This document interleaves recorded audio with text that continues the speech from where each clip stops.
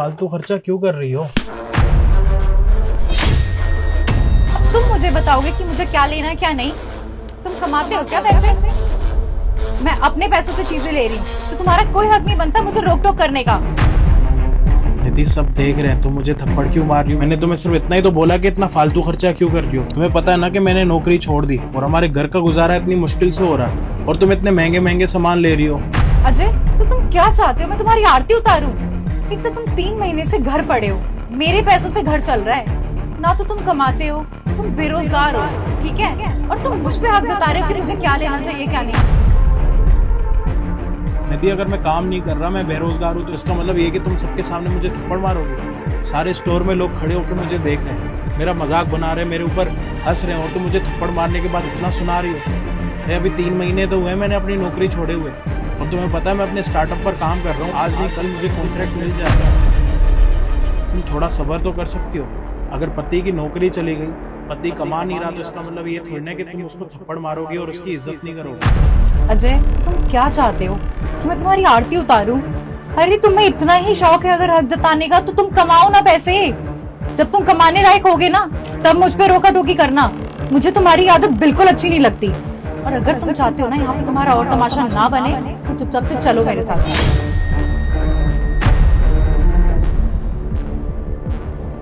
अब खड़े क्यों हो? चलो।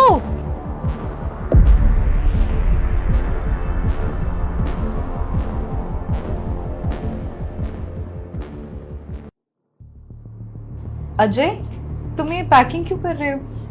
अब वो मैं जा रहा हूँ। पर तुमने तो मुझे ऐसा कुछ बताया भी नहीं, फिर ये अचानक से तुम्हारा क्या प्लान बन गया? क्योंकि मुझे नहीं पता था ना कि मेरी पत्नी कभी मेरे ऊपर हाथ उठाएगी, वो भी सबके सामने। ओह तो तुम सुबह वाली बात से नाराज हो? आई एम सॉरी ना, मैंने तुम्हें बोला तो मुझे नहीं पता कि मुझे कैसे गुस्सा आ गया और मैंने अचानक से तुम पे हाथ उठा दिया। मुझे ऐसा नहीं करना चाहिए था। I am sorry. तुम्हें लगता है कि वो सॉरी से सारी चीजें सही हो जाएंगी? उस स्टोर पर हम कितने सालों से जाते हैं, सब जानते हैं, वहां के सोसाइटी का स्टोर है वो। लोग कितनी बातें बना रहे होंगे इस टाइम पर, तुम्हें पता भी है। और तुम्हें नहीं, इस टाइम पर सबको पता है कि मैं जॉब नहीं कर रहा, मैं को अपना बिजनेस करना, मुझे अपना स्टार्टअप चालू करना। और यही ताने दे दे के ना पूरी सोसाइटी में पता लग चुका है कि मैं जॉबलेस हूँ, मैं नौकरी नहीं कर रहा। सिर्फ तुम्हारी तानों की वजह से और तुम्हारी जो इतनी फ्रेंडशिप है ना, जो किट्टी पार्टियों पे जाके तुम सबको बताती हो कि मेरा पति कोई काम नहीं करता। मेरी वैसे भी कोई इज्जत बचाई नहीं तुमने, तो इस घर पर रहने का अभी मेरे पास कोई एक रीजन नहीं है। अजय तुम ही बताओ ना मैं क्या करूं? मैं सुबह ऑफिस जाती हूँ, फिर घर पे आके घर का काम करती हूँ, मैं इतना थक जाती हूँ। ऊपर से तुम कुछ भी हेल्प नहीं करते मेरी। और जब मैं किटी पार्टीज में जाती हूँ सारी औरतें वहां पे अपने हस्बैंड की तारीफ करती है, मेरे पास कुछ भी नहीं होता तुम्हारे लिए बोलने के लिए। तो मेरी भी तो सिचुएशन समझो ना। बाकी बात रही हाथ उठाने की, तो मैंने अपनी गलती मान ली है, मैं कभी दोबारा तुम पे हाथ नहीं उठा। I am sorry. कोई बात नहीं, मुझे लगता है कि अभी तुम्हें मेरी जरूरत नहीं है, तुम्हें मूव ऑन करना चाहिए। वैसे मैं तो जॉब कर नहीं रहा और अगर मैं जॉब नहीं करूंगा तो तुम मेरी कभी इज्जत भी नहीं करोगी और जहाँ पे इज्जत नहीं होगी वहाँ पे रहने का कोई फायदा नहीं। 3 महीने में तुमने मुझे बता दिया कि मेरी असली औकात क्या है। शायद मैं तुम्हारा पति बनने के लायक था ही नहीं, या फिर मैं गलत था। मुझे लगा था कि मेरी पत्नी सबसे अच्छी है, मेरा साथ देगी, मेरे बुरे टाइम पर मुझे समझेगी। लेकिन मैं गलत था कि मैंने अपनी जॉब छोड़ दी, अपने स्टार्टअप पर इतनी मेहनत करी। तुम्हारे सामने दिन रात मेहनत करता हूँ, कितनी मीटिंग्स होती है तुम्हारे सामने घर पर बैठ कर अटेंड करता हूँ। और तुम्हें मैंने ये भी बता रखा है कि जिस दिन मेरा वो कॉन्ट्रैक्ट पास हो गया उस दिन ना शायद हमारे पास इतना पैसा होगा कि हम पैसा कभी संभाल भी नहीं पाएंगे। लेकिन अच्छी चीज़ों के लिए मैं थोड़ा इंतज़ार तो करना पड़ेगा ना। मेरे अकेले के इंतज़ार करने से कुछ नहीं होगा। और तुम्हें सच बताऊँ तो पिछले 3 महीने में ना मैं अपने घर पर अपनी मर्जी का कुछ भी नहीं कर पा रहा, ना खाना खा पा रहा हूँ ना कुछ कर पा रहा हूँ। मेरी मर्जी का यहाँ पर कुछ भी नहीं हो रहा। जो भी कुछ हो रहा है ना सब तुम्हारी मर्जी का हो रहा है। जब ये घर ही तुम्हारे पैसों से चल रहा है तो फिर मेरी क्या ही जरूरत। कभी ना कभी तो मेरा कॉन्ट्रैक्ट पास होगा, मेरी भी जिंदगी अच्छी हो जाएगी। अरे बाबू बस करो ना, और कितना सुनाओगे तुम? मैंने तुमसे माफी मांग तो ली, मैं दोबारा कभी तुम पे हाथ नहीं उठाऊंगी। अब इतनी छोटी सी बात पे तुम इतना ज्यादा गुस्सा हो जाओगे क्या मुझसे? चलो गुस्सा थूक दो, मैं तुम्हारे कपड़े अलमारी में रख रही हूँ। तुम्हें लगता है कि वो बड़ी बात नहीं है? एक मर्द के ऊपर उसकी औरत हाथ उठा रही है, तुम्हें लग रहा है कि ये छोटी बात है? एक बारी ना मेरी जगह होके अगर तुम देख लेती ना तो तुम्हें पता लगता है कि कितना बड़ा दर्द है। मैं पिछले महीने से जॉबलेस हूँ, मेरे पास कोई काम नहीं है, मैं कमा नहीं रहा, मेरे को तब भी इतना दर्द नहीं हुआ जितना आज मुझे दर्द हुआ जब तुमने मुझे थप्पड़ मारा। मुझे लग रहा है कि आज मैं टूट गया और मुझे लग रहा है कि शायद मुझे इस दुनिया में ही नहीं होना चाहिए। और सच बताऊं तो मुझे ऐसा फील हो रहा है कि क्या पता है मेरा आखिरी दिन, क्योंकि मेरी पत्नी मेरे ऊपर हाथ उठा रही है, वो भी सबके सामने। इससे शर्म वाली बात तो मेरे लिए कुछ भी नहीं होगी ना। एक इंसान शादी के बाद एक ही चीज का हमेशा गुरूर रखता है, वो उसकी पत्नी होती है।